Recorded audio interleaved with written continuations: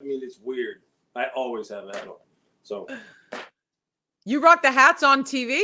I never see no, that. no, no. I'm saying when I'm not on TV, I always have them on. Uh, As a matter of fact, though, I wore a hat down to Senior Bowl, and when we were on okay. TV, they were like, "You gonna take that off?" I was like, "Nope, I'm good." So, all right. Oh God. All right. Well, speaking of that, Mm-hmm. Louis Riddick, ESPN. A lot of people know you as an ESPN front office executive personality, Monday Night Football, but you have extensive background as both a player and a front office exec. 7 years as a safety, multiple teams. Your front office experience began 2001. You became a pro scout, player, pro personnel. If I could read down the list of people that you picked up for the Washington football team, and I'm just going to do it for our listeners because I don't think a lot of people know this. So, Yeah. the notable players you acquired during your time with the Washington football team: Santana Moss, Antoine Randall, Andre Carter, all-time favorite defensive end. That man is a beast. Yeah. I Yeah. mean, one of my favorite players. I know he finished his career with the Patriots. Mm-hmm. LaRon Landry, London Fletcher, moving on to the Eagles. Deshaun Jackson, Asante Samuel picked up from the Patriots after that Super Bowl. Jeremy Maclin, Sean McCoy, Jason Peters, Michael Vick, Jason Kelsey, Fletcher Cox, Michael Kendricks, Nick Foles, Lane Johnson, Zach Ertz. My God. All There's a lot. right. There's a lot there. So my first question to you is, we all want to be the best in the business wherever we are. We want to be the best version of ourselves. Where does that place you? Where is Louis Riddick happiest? Right now, I'll tell you what. From a broadcasting perspective, Courtney, it's like this. I want to be on the biggest, most watched, most scrutinized TV shows, broadcasts that you could possibly be on. So at ESPN, what is that? Quite honestly, that's Monday Night Football. That's the draft. That's college football national championship. The playoffs and the final game. So whatever that is, that's what I'm after, and that's where I want to be. I want the spotlight. I want the scrutiny. I want people to see me perform under the most pressure. And right now, I mean, between Monday Night Football and the draft, I think I've acquitted myself pretty well as far as hitting the pinnacle in my mind, as far as what broadcasting represents. The next thing for me really is the Super Bowl from a broadcasting perspective. We just did that for international. That was broadcast in New Zealand and in Australia. Brian Greasy, Steve Levy, and myself did that for the game just a couple weeks ago. So, but still, to be able to do the main broadcast for that would be the pinnacle for me as far as hitting that trifecta between the draft, Monday Night Football, and Super Bowl. As far as where I think I'm at in my development, look, I think as a live broadcaster, we're always looking to try and get better, always looking to somehow simplify the game to the point where people feel as though they're just sitting there watching the game with a friend at a bar, in their living room, whatever it is. And you can make the most complex things seem simple. So I'm always after improvement in that area. But I'm feeling pretty good about the way things are trending from a broadcasting perspective. I kind of like the arc that I'm on. I like how people have received how forward I have been as far as what I want to do. Because quite honestly, as you know, in this business, sometimes when you kind of state what you want to do and say what you're going to go after, people say, hey, you might want to just tone it down, just kind of like fit in, don't offend anyone. Well, I'm not trying to offend anybody. I'm just extremely confident in what I think I'm able to do. And I want the very biggest and very best. And I think we should all shoot for that. That thirst for the spotlight, for the criticism, a lot of people in this industry, including myself, kind of shy away from that because we have thin or thick skin. There's a variant of each of those. Does that come from a thirst of when you were a player? And we can even begin our conversation here with you playing for the greatest coach of all time, playing under Bill Belichick with the 1995 Cleveland Browns. The list of people that you played under, you can go down to from your defensive coordinator, Nick Saban, Scott Pioli's name was thrown in there. Carl Banks, the legendary Giant that I worked for at MSG, Pepper Johnson. Yeah. That was a different Bill Belichick. Yeah. What was the thirst, and who was Louis Riddick back in the mid 90s for that epic Browns team that went 11-3 and made the postseason? And how did Bill kind of shape you? Yeah. I think that's a great question. That's really where it really started. How I am now, as someone who doesn't shy away from the biggest moments and want the biggest assignments and want all the scrutiny, all the criticism, whatever comes with being involved with the biggest assignments, I'm willing to accept it. I'm willing to accept that risk, walk that plank, so to speak, and kind of hang out over the ledge and go, hey, look, it's kind of live or die here. I'm fine with that. And that started back then in the 90s. My first year in Cleveland was 1993. I played there 93, 94, 95. And you're right. Being around people like Bill as a head coach, Nick as a defensive coordinator, and my defensive back coach, being around veterans like Carl, like Anthony Pleasant, like Pepper Johnson, like Michael Dean Perry, Eric Metcalf. These guys are Eric Turner. I mean, these guys are some of the elite of the elite, A-listers as far as competitors are concerned.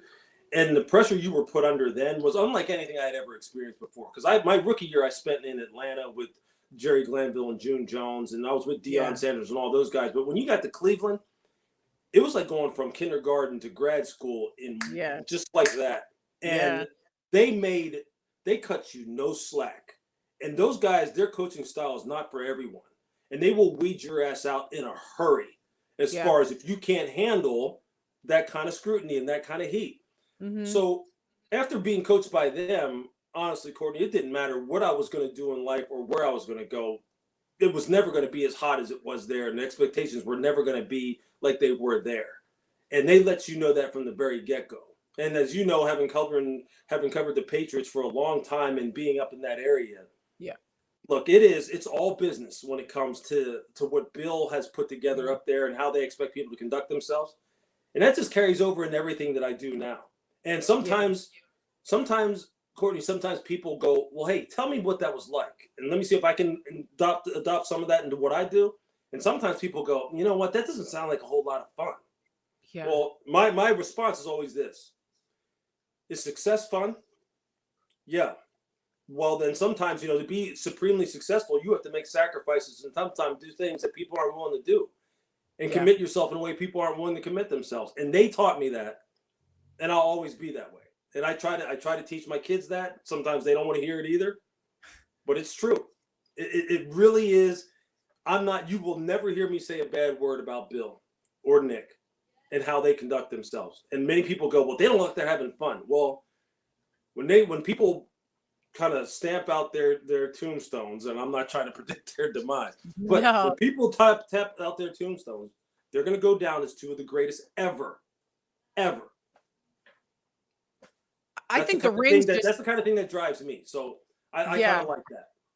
I think the rings speak for themselves. And transitioning, I almost want to actually ask you a question really quick before I transition kind of into Bill's stature right now. He's under a lot of heat. That heat lamp is glaring straight into his eyes right now, especially given the media. I cannot drive in my car for more than 5 minutes without someone saying that Bill Belichick, the rumors over here that Bill's gonna leave after next year. We can get into that for a second. Sure. Obviously, it's the discipline and the mandating of this is how a football team should be run. We get that. That's what Bill is on the field. When it comes to Bill during the media, like what was Bill like as just in his relation to how he dealt with players? I'm just rereading a bunch of books because I'm trying to dive back into history because history repeats itself. The Patriots in 2020 are very much similar to what was happening. I'm just reading. I'm like, wow, that sounds so much like what it is now. Bill wasn't he was too nice back then. That's kind of was the criticism, that until he came to New England, he really tried to separate team from business. And one of the big fires or big decisions that he had was putting Lawyer Malloy on waivers before the start of the 2003 season. He shipped him out of here. He didn't want to deal with his contract demands.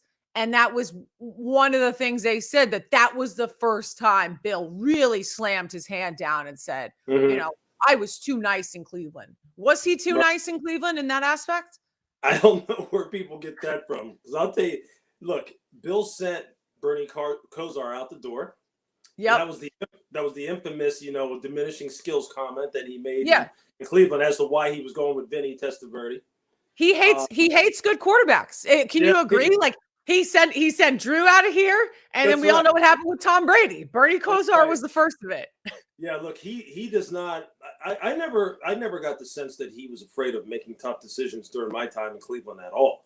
I mean, he was very methodical and very, quite honestly, very cold-hearted about how he wanted things done, and he wasn't much in the way of emotion when it came to that, because his job there was not to be emotional. His job was to win, and we understood that. It takes getting used to. And the Cleveland media up there didn't really kind of like it because he wasn't getting the results that he ultimately got in New England. So people that had given him a pass in New England on his personal, I just want to say, like, personally, the way in which he interacts with the media, because ultimately he's judged by wins and losses. In Cleveland, he hadn't gotten those results yet. So the fans up there and the media up there were a little less forgiving. And honestly, he was on his way. We were on our way to building something very special up there. It's just that he ran out of time. And when Art sold the team and took it to Baltimore and then fired him, and Ted Marchibroda took over and all that, that was the end of it. But all the people that he had up there in the fold already. I mean, Scott Pioli was there. Nick had already been there. Scotty O'Brien, who came up there to New England with him, is one of the greatest special teams coaches of all time. Mike Lombardi, Thomas Dimitrov, they were all there. Kirk Ferentz, all those guys were guys that he had brought together. So he, to me, in talking to him now, as a matter of fact, now, when I've talked to him, in the times I've talked to him, whether it was coming up there to do Sports Center for training camp or talking to him on production meetings for Monday Night Football, he has become, I don't want to say softer because he's not softer, but he has become much more conversational and willing to kind of open up about how he feels about the history of the game, the present status of the game, where the game is going, and kind of let you in on some of his genius, so to speak, where before he kept it all very much so internalized and didn't want to give anybody anything. He's won enough now. He doesn't need to keep it all to himself now. Yeah. I mean, he's a treasure chest of information as far as how to win at this game. And he's sharing it now a little bit more. And I love that about him. And people are still intimidated as hell by him. When we got on our production calls this year, it was very often, I mean, the people, like the Monday Night crew would be like, Lewis, you go first. You go first, and then and let's just see how he's going to react. And I loved it. I loved it because you don't have enough time in the day to ask all the questions you want to ask of Bill Belichick. You just don't. Yeah. No, I couldn't agree more. There's so many times that he went off. I mean, I've sat in many press conferences with him, and I can remember someone from one of the recent meetings was like, Bill just went off on a tangent about a player from the 1930s. Yeah, and he'll do it for 20, 30 minutes. Oh, I know. Well, you know what, though? That's his way of when they were kind of in the muck or there was some controversy or details, he's just waiting like a little fish to eat a bait for someone to ask some sort of a historical question so he could run off for 30 minutes and waste all of the press conference time. He's witty. He's smart. He knows what he's doing. Another thing you want to do, if you want to get Bill's attention and kind of like get him going, ask him about special teams. Oh, of course. Do you know that my first question ever? So I was a one-man band in Providence, Rhode Island. That was my first year, 2011, when they lost to the Giants the second time in the Super Bowl. I carried my own 30-pound tripod, 40-pound camera. And I did it. I set up in the locker room. I had a cord. They wouldn't give me a wireless mic. And they recognized it. So when I came back 5 years later for NFL Network, they were like, holy shit, like you deserve this. You hustled your ass off. It really was the best. It was the hardest and the best year of my life. My first question, once I figured out how to set it and forget it, set up the tripod and like kind of cue in, the first question that I asked him was about Julian Edelman being a two-way player and how that compares to other two-way players in the past of Troy Brown, I mean, his eyes lit up. He Yeah, loved it. He ate it up, and then I was in for life. there you go. Trust me, I know that. I know the trick. Yep, he loves smart football talk. Do not ask him rudimentary stuff where he'll just sit there and look at you and just like not respond for 5 seconds. That's when you know it's like, uh-oh. That was his new trick this year, to not respond for 9 or 10 seconds. I kind of thought it was a little bit on the rude sides, but that being said, can you give me some insight and just reply to a lot of the naysayers that are up here, the peanut gallery? Bill not going to the Senior Bowl, Bill being in the Bahamas for really crucial times in recruiting and scouting, Bill not making the effort to meet up with certain players that are 4 or 5-star recruit players that are entering into the draft. There is a big sense up here that Bill is not putting in the effort, and that's why he's failing in the draft. Can you reply on his behalf?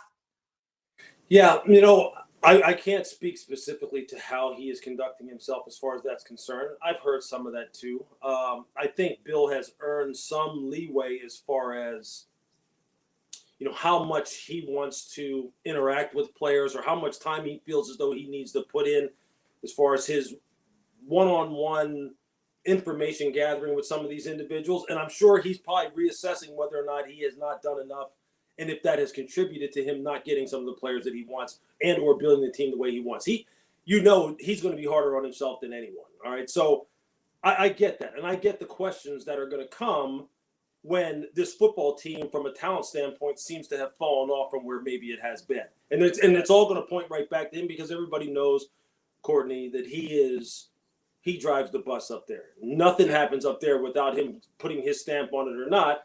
And so I'm sure he accepts that. The one thing I will say, though, is this. Missing the playoffs, seeing Tom win the Super Bowl, having people doubt him now, not having a franchise quarterback under contract. Yep. People saying, well, it was more Tom than it was you, and that whole damn debate.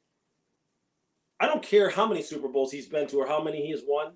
I promise you, he is sitting somewhere right now going, okay, so you know what?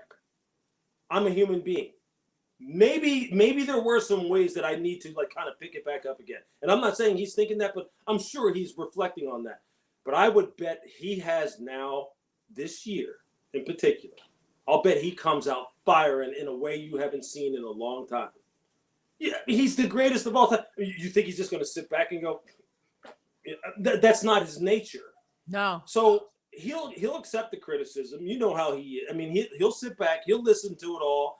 He'll take it all in, and they'll come out humming. They've made some missteps. There's no question about that. He's not beyond reproach when it comes to scrutiny. Although, I don't know how many people would say it to his face, but I mean, the fact of the matter is they've got some work to do. Yeah. And I'm sure he realizes that. And I would bet my money on them coming out hot this year. But before they can even do that, look, there's no question Bill has to figure out what's happening at quarterback. He has to figure that out. That's priority number one. He knows it. We all know it. Josh knows it. Every coach up there knows it. They got to figure out what the heck is going on there before anything else can fall into place, really.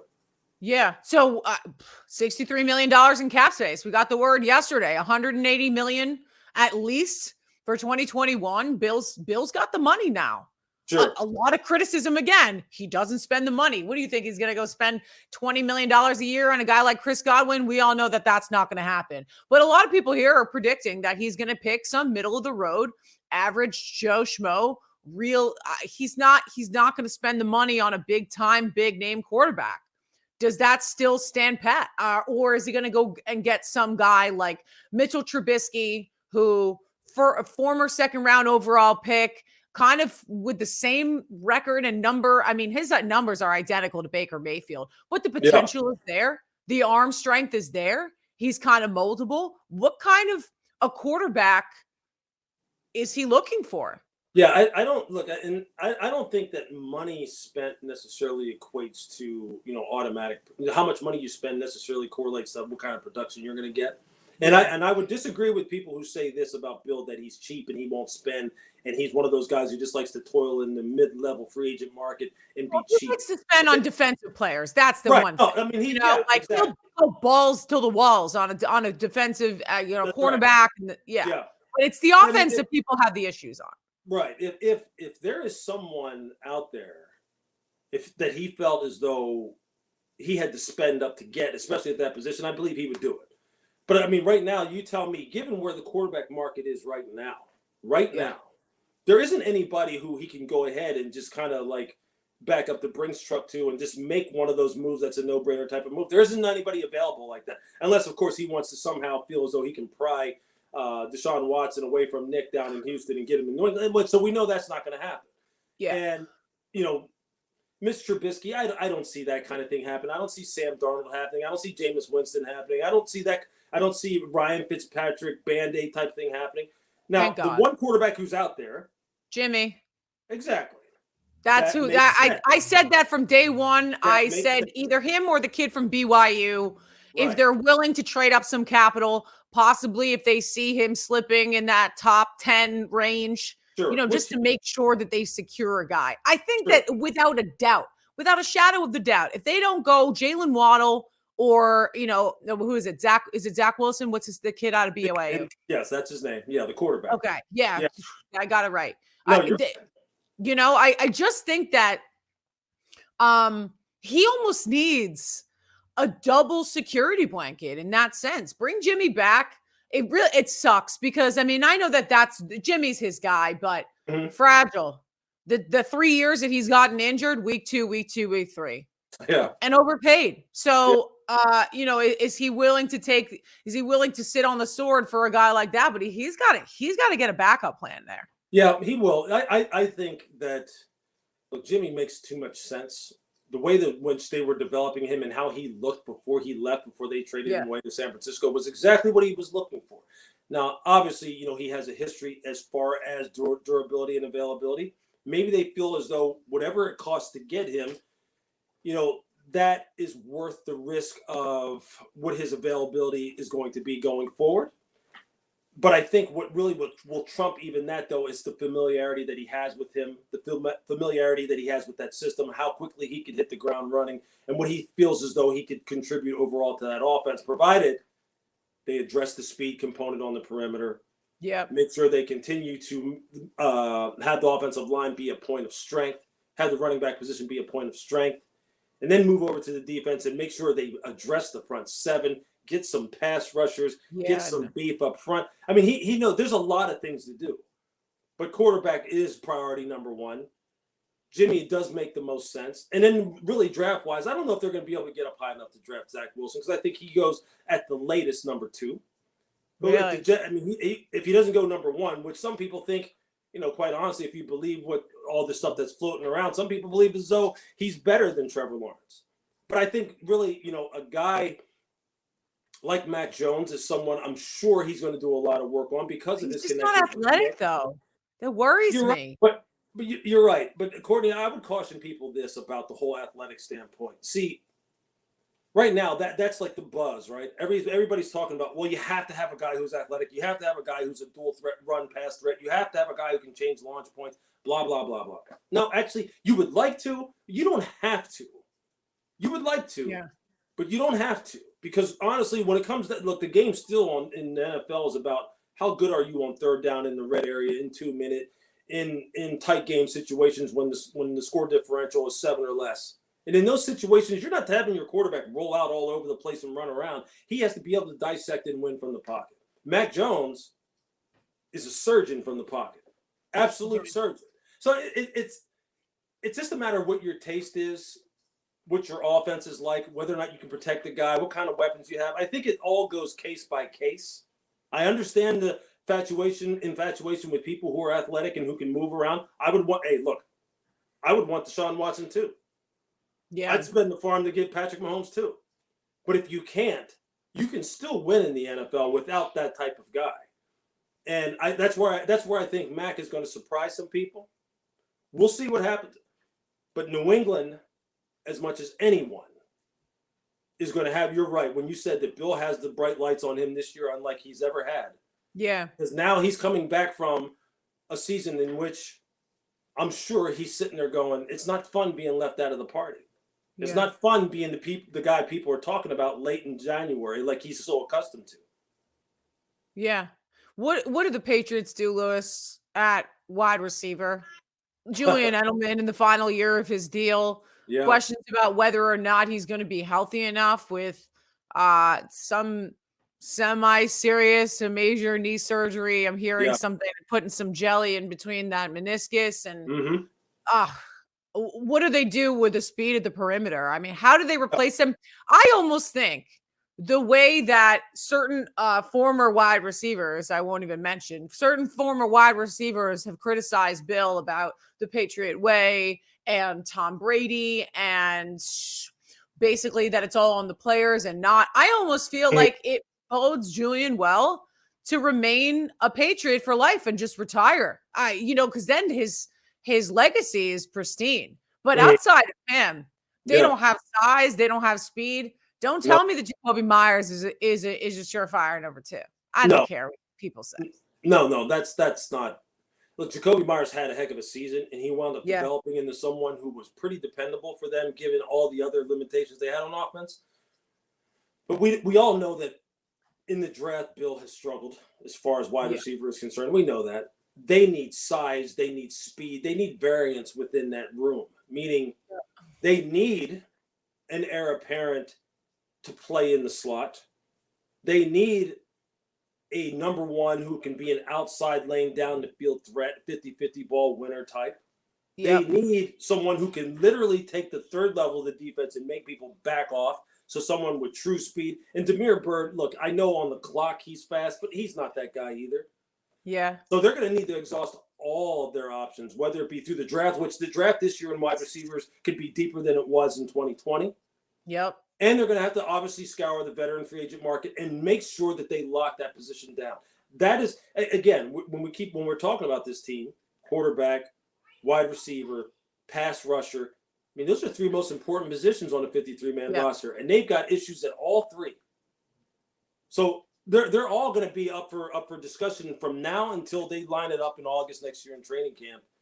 But there's no doubt they need the whole gamut at wide receiver. They need all different types. Slot, number 1 wide receiver, deep threat. They need them all.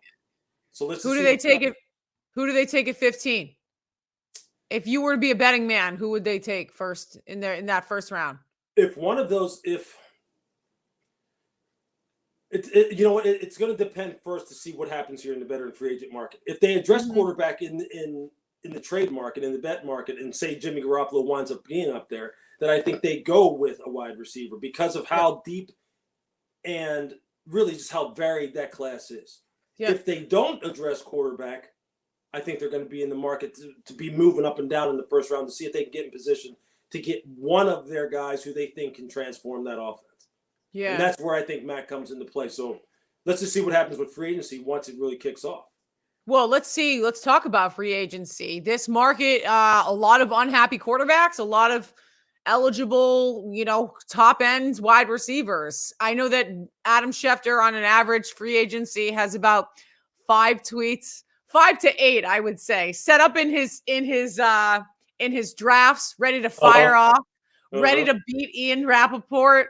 Ian gets very upset. I'm telling you, when Adam beats him, he doesn't like it. He takes it personally, like every single tweet. I feel like Adam he's just above it. What is a free agent? Real, isn't it? What? I said the competition is real, isn't it? I had Ian chew me out one time. I was talking to Torrey Smith, is going to be on the pod next week. I had a conversation with him telling him that I was in San Francisco for when they fired their general manager and Chip Kelly, like once. It was both of them. And it was like the night before I was there for the game. So I was super excited because I was there for NFL Network. Just imagining, I'm going to be at the forefront. I'm going to do live shots. And I screenshotted Adam's tweet and I sent it to Ian and he started cursing at me. He lost his mind. He lost his shit. Don't you ever fucking tell me that. And, blah, blah. And I was like, what? What are you doing? He had to have his wife apologize to me. His Mhm. wife had to message me and be like, apologize to her because he was mad that Adam beat him on a story. So he Yeah. took it out on me. Yeah. Anyways, moving Yeah. on to free agent. What does free agency look like for you? Are you clued in with the general managers? And I know I kind of just glossed over the fact that you were in the mix for GM jobs Yeah. again. No, that's good. That's good. We Yeah. can move past that anyway. Yeah, yeah, Uh, yeah, yeah. We'll let's keep move. that for the next free Let's move agency past round that. next year. Yeah. I think. Yeah. I mean, there's guys who I talk to often who, um, we philosophically kind of just talk about what free agency truly means. Look, I think fans get more excited about free agency really than the true contending teams do because they Yeah. know the pitfalls, the dangers of free agency. I know Mhm. the dangers of free agency. When I was in personnel, when I was in Philly, and when I was in Washington, we got into trouble when we were big players in the first 24, 48 hours of free agency. Yeah. Okay. When we were making headlines then, it usually didn't turn out very well because that's when players have the most leverage. That's when you do the whole, well, we can't let them out of the building type of negotiating strategy, Oh shit. Yeah. you're probably going to get the raw end of the deal there because it's not really a sound strategy to do that. And so I have a lot of hangups with free agency in that regard. I have hangups with free agency in particular also when you kind of go wholesale and try to address all kinds of positions. I think Yeah. free agency should really be reserved to the premium positions. If there's a quarterback, if there's a wide receiver, if there's a pass rusher, if there's a corner, those are the positions that you really go after for as far as I'm concerned. And if you really do feel as though you have familiarity, whether it be with a previous relationship or their scheme familiarity, or you just feel a guy is just so damn good that it doesn't really matter what you do, he's going to transcend it. That's when I think you should jump in early. Otherwise, Okay. remain patient with it. And because I've seen what happens when you do the flip side. In Washington, we did it every year. We were in free agency market every year right off the bat. And in Philadelphia, I mean, obviously everybody points to the whole dream team year of 2011, where coming out of lockout, we signed everybody. Mm-hmm. We had Cullen Jenkins, Jason Babin, Nandi Awesome, Dominic Rogers, Cromartie, Vince Young. We had everybody. Yeah. And then we wound up getting smoked that year more times than not. And it just fell apart. It's just not a sound strategy. But look, it's useful. It's useful. The best free agent signings I've ever been a part of, really the best one. The best ones are guys like Sean Springs when I was in Washington, Philip Yeah. Daniels when I was in Washington. London Fletcher was probably the best free agent signing I've ever been a part of because Greg Williams knew him. He knew him from Buffalo. So when we brought him down there, we hit the ground running immediately. Philip Daniel, when we signed him from Chicago, Greg Blosh was his defensive coordinator in Chicago. He knew him right away, plug him right in. We knew exactly what we were getting. Those are the things that really lead to free agent success. When you're just bringing in people who you don't know, but they are a big name, and you don't take into account how they're going to fit into your locker room, into your scheme with your players. Interesting. But the poster boy for that for us was in Washington. We signed Adam Archuleta. Yeah. And we let Ryan Clark go to Philadelphia. And Adam Archuleta and Sean Taylor were like oil and water. Yeah. It just didn't work. But Ryan Clark and Sean Taylor were like brothers. Sean looked up to Ryan like a big brother. And when Ryan left and went to Philly, it hurt Sean. He Yeah. was ticked in a big way. Now, we wound up pairing him with Laron Landry later, and those two never got a chance to really become the force they would have become because of what happened with Sean. Yeah. But I have stories for days about the pitfalls of free agency. I'm very leery of it. I understand from a broadcasting perspective, it's a big deal for us at ESPN, and it's big for everyone. But you just got to be very careful with that mess. Very careful. Well, it's so interesting that you say that. Every player that comes in with a big free agent contract, there is a tie that's a personal tie to them. No one's going to walk into an organization blindly and say, oh, I'm just going to sign in. Well, here's my new bosses and here's $120 million. So that's something to keep in mind. We talk about Nnamdi Asomugha. What do you regret about the Nnamdi Asomugha deal? Probably one of the listen, I don't want to offend you. Probably one of the bigger blunders in NFL free agency. Well, I'll be totally honest with you. I found out about Nnamdi Asomugha being signed when I was out on the practice field, and I saw him walking out of the building up there at Lehigh, where we used to go to camp in Pennsylvania, and he was walking out. that's when I knew we signed Nnamdi Asomugha. Yeah. So I wasn't. Look, I mean, we evaluated him relative to the scheme we were running that year with a new defensive coordinator who had been a former offensive line coach in Juan Castillo and what he wanted to do. I knew there was going to be some issues with bringing Nnamdi in there because Nnamdi was a press corner in Oakland. He was a guy who was a single safety middle, get up on the line of scrimmage. I'm 6'3". I have long arms. I need to play press man coverage. We were moving to a much more quarters-based, off-man, off-zone coverage type of scheme that doesn't really sit with what Nnamdi's skill set was. So that was my evaluation in the whole free agency run-up. When it came time to sign him, I was a passenger and a fan just like everyone else. The decision makers in Philadelphia at the time ultimately were the ones making those decisions. So I was just as shocked as everybody else. Okay. 18 teams could potentially have new starters in 2021. I'm pretty sure that could be a record. The quarterback carousel, we saw one chip fall yesterday with Carson Wentz. I will get to that in a second. But the biggest question that I have is my guy, Deshaun Watson. And I don't know what your relationship is like with Nick Caserio, but judging from the subtle words out of the statements in Houston after Deshaun was demanding a trade, what is 10 out of 10 mad? What is a player that is, I'm a 10 out of 10 now? He's clearly mocking something that Adam Schefter had tweeted a couple of weeks before. What do you do with this guy? And is there any doubt that he is not, is he going to be, is there any doubt that he will not be traded? Like, sure. You think so? So you think so? Because there are a lot of people saying there's no way that you can keep a player there that unhappy on a roster. Yeah. Well, sure, there's a way. I mean, I think I was just talking about this yesterday. And someone said, "Well, what's the point of no return for Nick, where he has to move?" Exactly. Okay. I said, "Well, look, I don't know. I don't know what it is. I just know what it would be for me. All right, and I would hope that if I was in Nick's shoes, that I would be able to get an audience with Deshaun to where I could say to him this: Look, I wasn't here to help create the situation. I'm here because of the situation that was previously in existence here, and I'm here to try and help clean that up. So look, I understand, from afar and from what I gather, what you're mad at. But just give me a face-to-face so we can talk about what can I do for you, because obviously, look, the kid is what he is. I mean, he's not a kid. The young man is what he is, which is a truly transformational type of quarterback, not the way people use that word, everyone who has talent is generational, blah, blah. This guy is.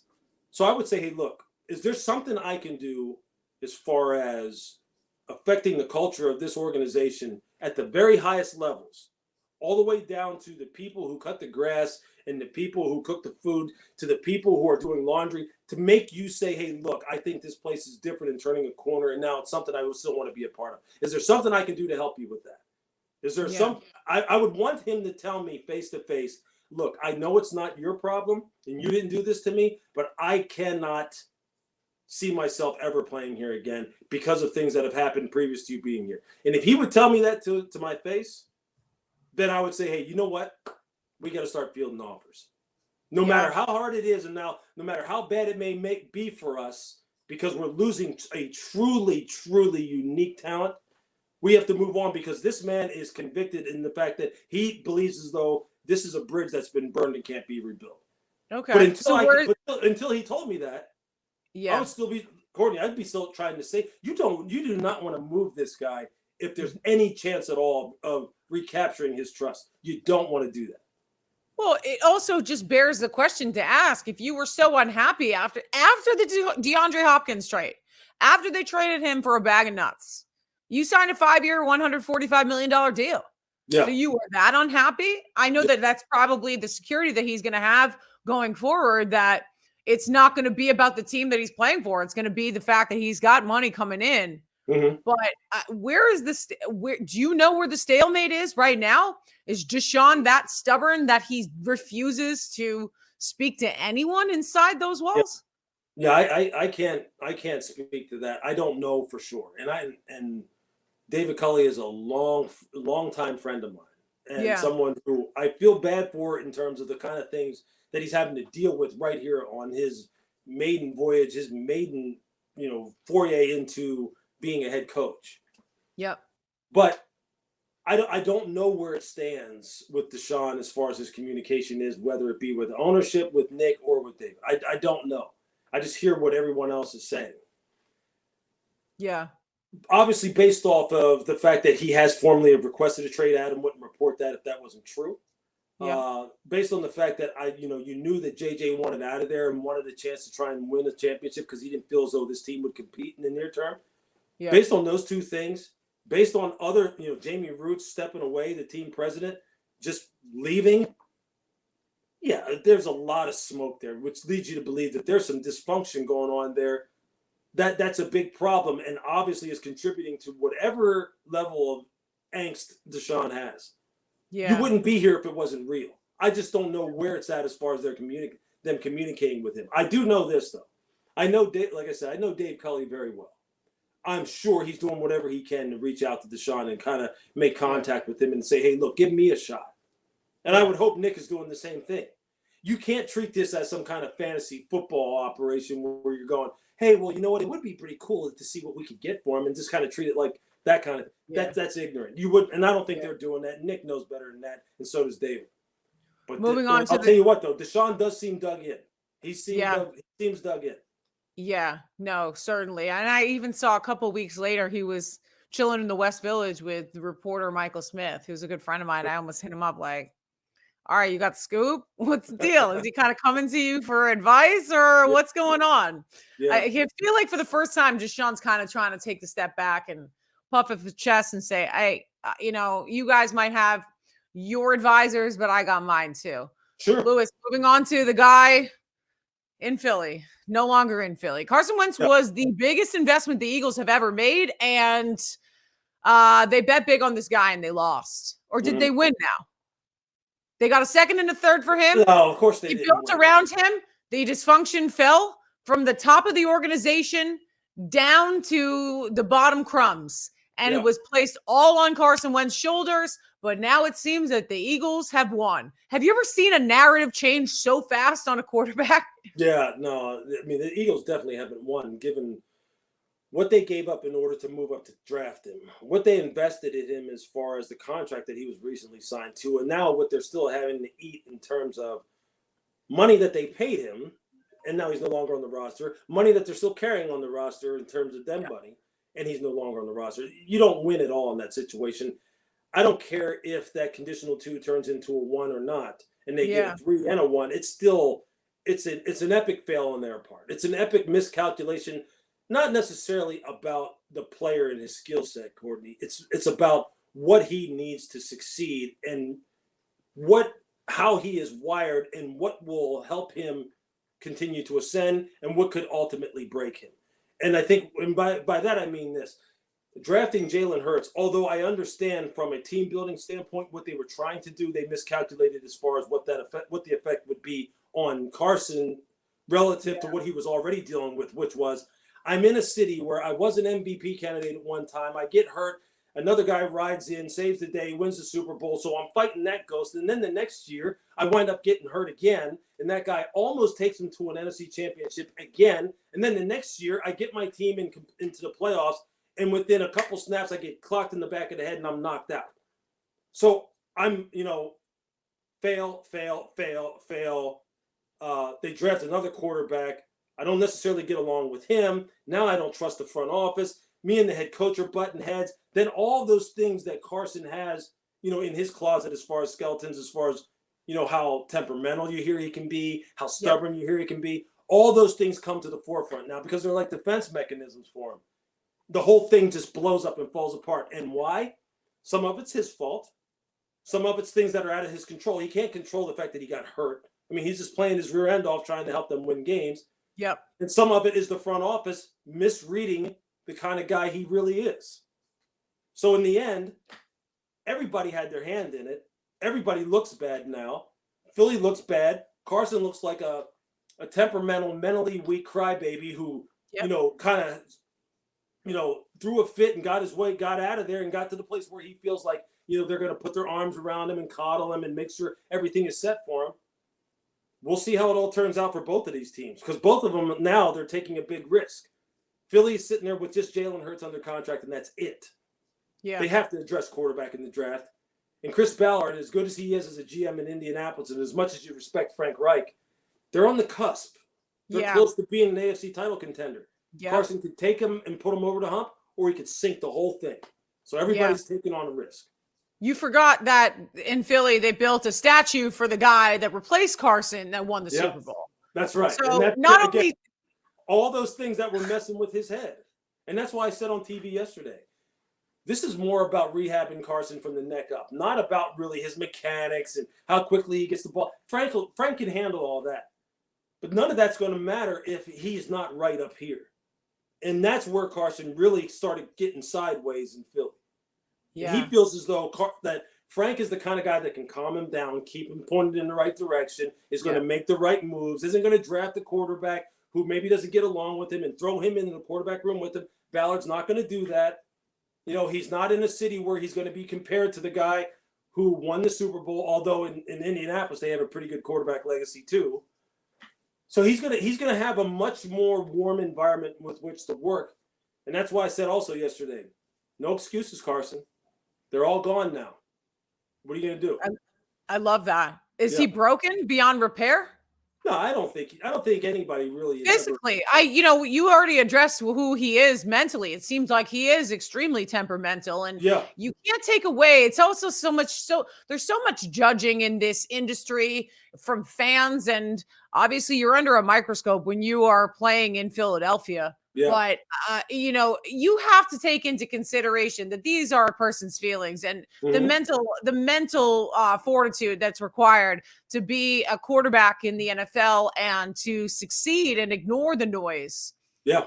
It's not as easy as you think, but is Carson broken beyond repair? No, I think Carson will be fine. He's obviously some of his lower extremity mobility, probably pliability, if you want to use that word, is not the same as it was when he came into the league, because he's taken some hits in his, in his back and in his knees and stuff.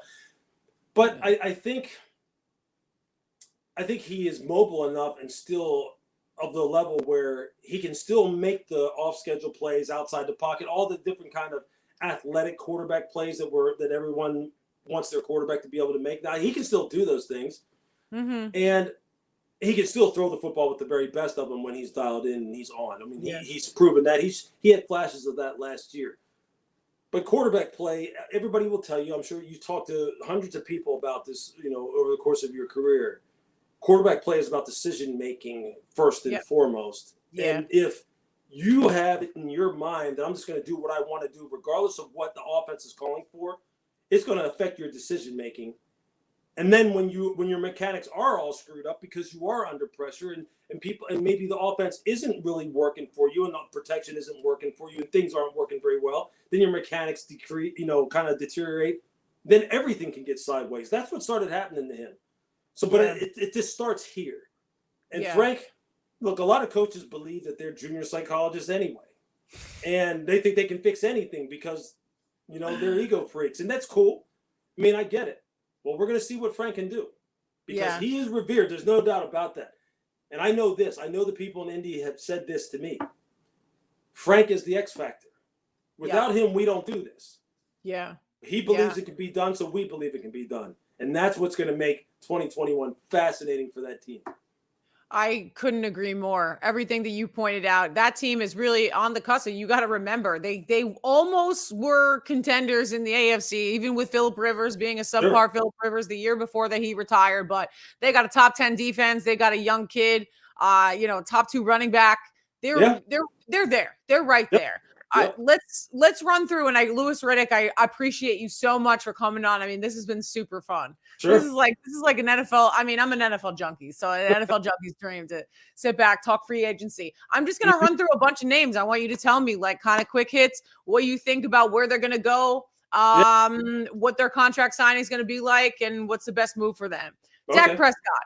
he's got to be sticking around for the long haul with the Dallas Cowboys. I said this when he was carted off that field. Man, I think everyone just felt so bad for the guy and everything that he's been through. And I said, here come the Dallas Cowboys haters and everyone saying, oh, this is what happens when Jerry Jones doesn't sign you with a multi-year deal. It's pay the man. Yeah. I feel like, I don't want to say this because I don't want to like kind of take advantage of having an injury, but I feel like because of that injury, he's got to be locked up in Jerry's world for a long time. No? You know what, Courtney? I don't really know what Dallas's approach is going to be with him, but I do know this from Dak's perspective. It's very unique that you see a player get hurt and you see his leverage actually increase because of what happened to Dallas on the football field when he wasn't there. It gave them a great indication of just how important he is to that football team. And two, because of his contract status, meaning in 2 years, if they franchise him again this year, over the past 2 years, then he will pocket close to $70 million in guaranteed money, which you would take that. You know, if someone were going to pay you $70 million over 2 years, you would take that. Or let him hit the free agent market. He's going to come back from this injury, and then he can cash in long-term with another team. Or they're going to have to sign him to a long-term contract anyway because to franchise him again will just be too cap prohibitive for them in 2021.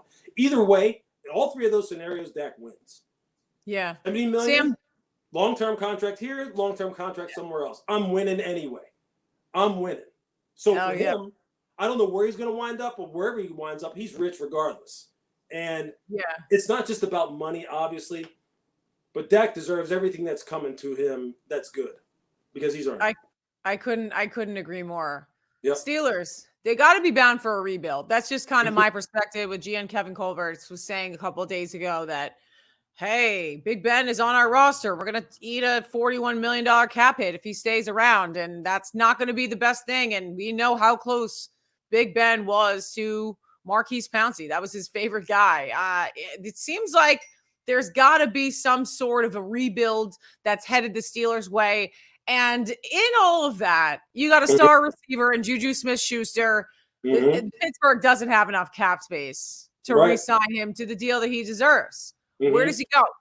Yeah, Juju, I don't know. I just saw him on social media this morning sitting there, and he put some kind of I don't know if it was a gift of some kind where someone was just kind of sitting there with their hands like this, kind of going, hey, we haven't heard anything from them. Yeah, and I think that's because, I mean, obviously they have a lot of things they have to contend with. They have to contend with Ben, as you're talking about. They have to figure out how they're gonna address TJ Watt's situation, given that he's going to be a free agent in 2022.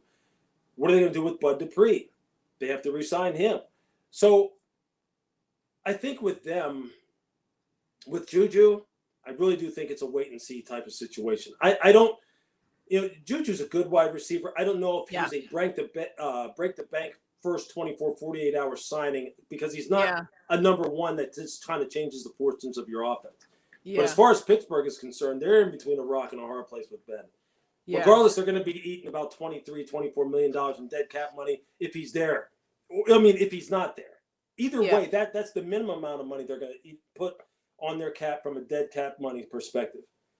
I don't know if Ben is willing to play for basically peanuts in order to finish his career in Pittsburgh, and I don't really know how teams other than Pittsburgh would value him at this point. And then the last piece of that is, well, then what is their next best alternative? Which right now on the roster, it's Mason Rudolph and Dwayne Haskins. Yeah, and they cut Duck. What's his name? Hodges. Hodges. I almost said Brodges. Yeah, he had no. What's interesting? Look, Dwayne is a former first-round draft pick who, Mike Tomlin and Dwayne now share the same agent, and Brian Levy.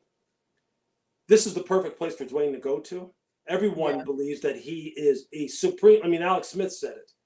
He's as talented as anybody's ever seen as far as throwing the football. But again, just like we're talking about with Carson, it's up here with him. Yeah. And I don't know if they would literally realistically go into 2021 with him being the primary option as far as quarterback is concerned. I'm sure they're going to look to address it in the draft somehow. I don't see them going out in the veteran free agent market and finding one of those Band-Aid types to come in there. I think they would stick with Ben in some reduced salary type of scenario before they would do that. It's a mess for Kevin Colbert. Sam Darnold, I don't really care about what happens to Sam Darnold. Like, it's actually, It's actually kind of funny because people are like, Belichick is like openly, they super overanalyze what Bill says to certain reporters because they know Mhm. like who's got the leak to where, and everyone knows that Tom Curran, the great Patriots writer, is clued in with Tom, and everyone knows that Mike Reese is clued in with the Crafts. Mhm. Someone from the Herald that's clued in with Belichick. It's like Bill like was just shitting all over Sam Darnold. What Mm. a pathetic quarterback and this, but then also people were like, oh, that would be the perfect get for the Patriots. And there's possibility of what he's doing. I guess I'll ask. With Robert Salah at the helm, and they got what, Mike LaFleur as offensive coordinator? Mhm. Do they move Sam Darnold when they're going to take a quarterback second overall? Yeah, I'm sure that is probably something that they're considering. I mean, I've seen reports that they were. I think I saw something this morning where it was reported that they would accept a 2 for Sam Darnold at this point, which I'm sure they would accept a 2. I just don't know if they're Mhm. going to even get that at this point. I think Sam unfortunately has been the victim of poor team building around him, Yeah. poor execution as far as how they brought him along. Um, Maybe the quality of the instruction that he was getting, quality of the weapons around him. Obviously, that falls underneath team building, and he just looks like a shell of what you thought he could be when he left USC. He really does, and I've watched Yeah. quite a bit of Sad. him, and people brought his name up relative to Chicago's situation the other day about would that be somebody who they should be looking to try and acquire? And I said, look, if I was Chicago, I would go all in on Deshaun Watson.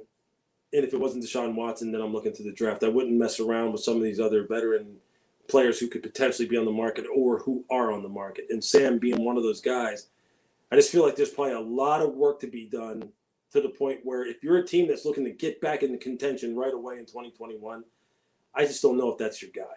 I just Yeah. think that's a longer term fix. And Yeah. I think a lot of that is because of things that he couldn't control. And that's something you see a lot in the NFL. A lot Yeah. of times, quarterback success and failure has nothing to do with the players themselves. Yeah. It's what's around them and how they can be adversely affected, for a long time because of just poor execution around them. And Sam, I think, is one of those guys. Along that same vein, talking about a wide receiver, Allen Robinson.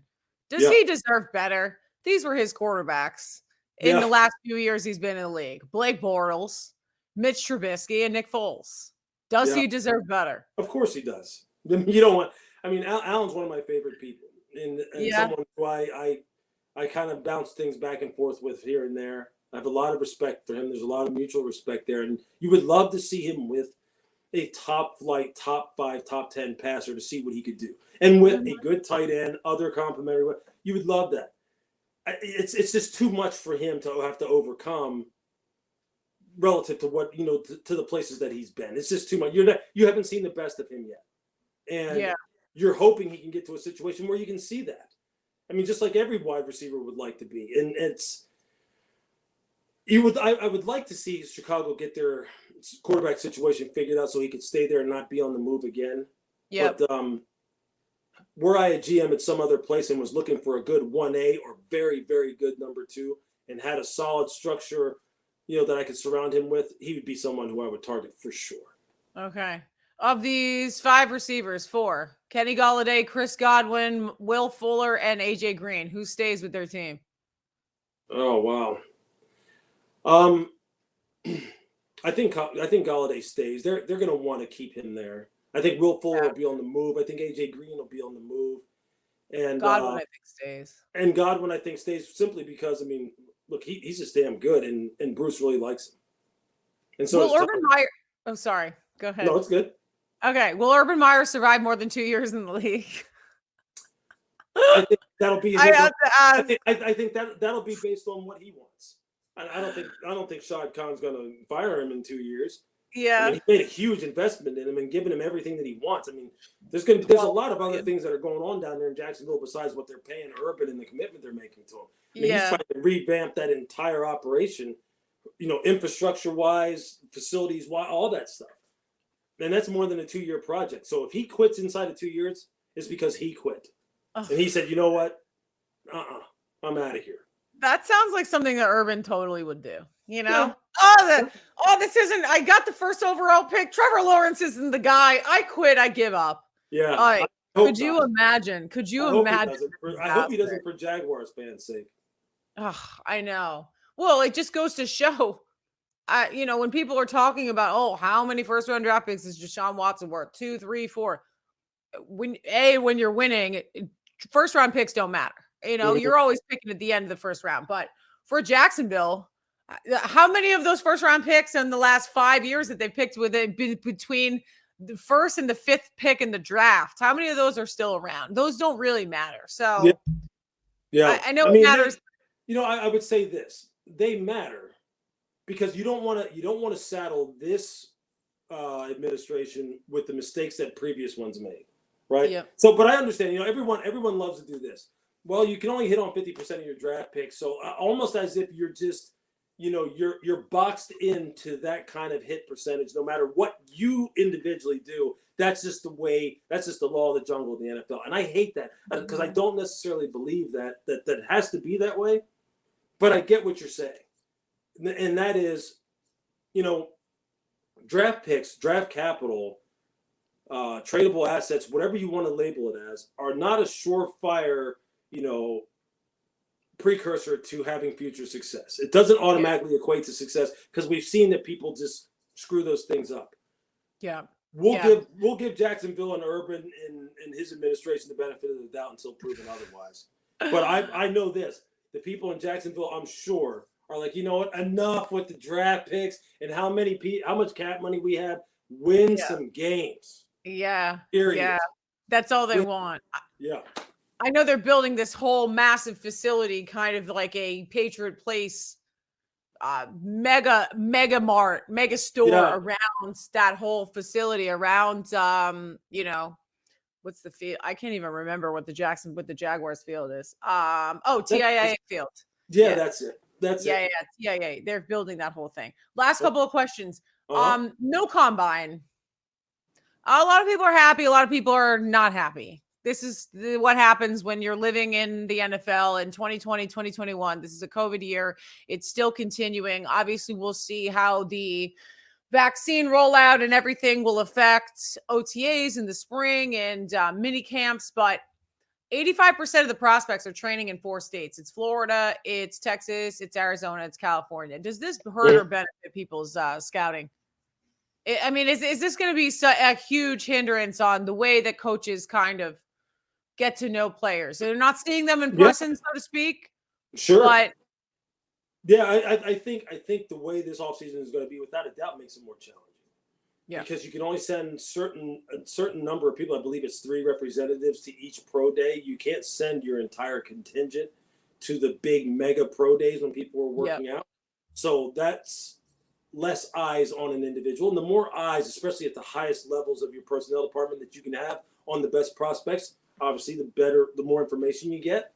Mm-hmm. I was just reading recently where certain GMs and head coaches don't believe that they're going to go on the road as much anymore because of those limitations and because of the fact that there's still some people who, quite honestly, are wary of traveling in this COVID environment. You don't know what kind of restrictions that these individual states are going to put on people coming in. So there's that kind of thing you have to contend with. If players are having pro days at their schools, what kind of restrictions are the schools going to have? The access to information this year, Courtney, without there being a combine, is really going to be tough. It's really going to be beneficial for those teams who have veteran scouts who have done this a long time, who have great contacts, who can get good information. Teams who really know exactly who they are as far as who they want to be from an identity standpoint, from a philosophical standpoint, so they can really focus their attention on the players that fit all of that. Mm-hmm. Yeah, it's gonna be challenging as hell. There's no doubt about it. And there will probably be at the end of it, when you kind of look at this 3 years down the road, there's probably going to be more misses in this year's draft class than you see than you've seen in recent years, simply because you just don't have as much info. But that's just the way it goes. It's the same for everybody. Makes sense. Makes a lot of sense. Last question. 17-game season. I know a lot of veterans are pretty pissed about this. Are we going Yeah. to see more veterans retiring after the 2021 season because of the extended schedule that the NFL has put in place? Will we? No, I don't think. Yeah. You know, I think Yeah. I will say this. I'll say this. I think because players are making more money now early in their career than they ever had, unlike when Yeah. I was playing, where Yeah. you know I probably could have worked a good Wall Street job and made more money than I did playing football. I think players are hit now to let's just say how to set themselves up financially earlier than they would have been in years past. So I think the trend is going to continue that players retire earlier because they make Mhm. more money earlier. They have ways to make money off that money earlier because there's Yep. better education and better resources for them to know how to do that. But I think also this, the TV money, the TV contracts that are being negotiated currently are going to be like just stupid big. Yeah. The salary cap will recover. Yeah. NFL revenues will recover once we get out of this melees we're in right now. Yeah. There's going to be a ton of money to go around. And I know this. I don't care if it's 2021 or if it was 1921. Everybody loves to make a lot of money. Yeah. And I think if players feel as though, look, they can maintain their health in large part, and there's a lot of money out there to be made, people are going to stick around in the game as long as they possibly can, by and large. So I don't think I think we're good. We're good regardless. The NFL is going to stay king. It just is. Well, you've stayed king for what, 3, 4, 5 decades. Forget Tom Brady. I mean, you've been around since the mid '90s. My favorite thing of just kind of researching you. I mean, I know you are, but I was just kind of looking up background. It said Louis Riddick catches a first down after catching a pass from Tom Tupa. I was like, yes, Tom Tupa played for the Patriots in '96. Yeah, Tom was